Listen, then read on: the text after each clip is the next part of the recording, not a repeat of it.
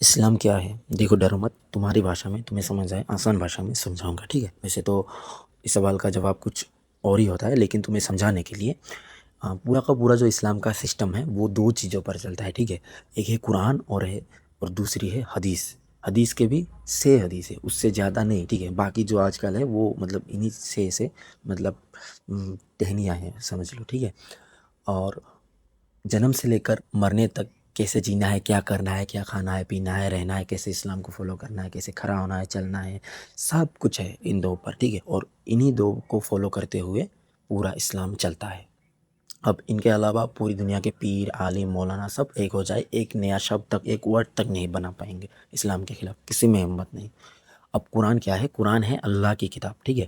قرآن میں جو ایک ایک ورڈ ہے، شبد ہے، وہ سب اللہ کی بات ہے جو اللہ نے ہم سے کہی ہے۔ اب حدیث کیا ہے؟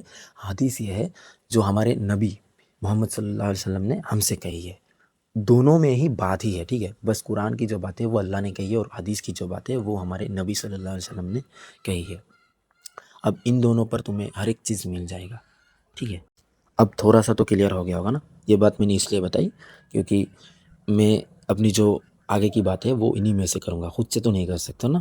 ہم لوگ عید میں نئے کپڑے پہنتے ہیں، نماز پڑھنے جاتے ہیں نا، رمضان میں روزے رکھتے ہیں، اور کچھ بہت ساری چیزیں جو کرتے ہیں، لیکن ہمیں پتہ ہی نہیں ہوتا یہ کیا ہے۔ خود کو مسلم کہتے ہیں، ہم جانتے ہیں بچپن سے کہ ہم مسلم ہیں، وہ ہندو ہے، وہ کرسچن ہے، لیکن ہمیں پتہ ہی نہیں ہوتا ہم جو مسلم ہیں وہ کیا ہے، کہاں سے آیا، کیوں ہے، ہم کیوں یہ چیز کر رہے ہیں۔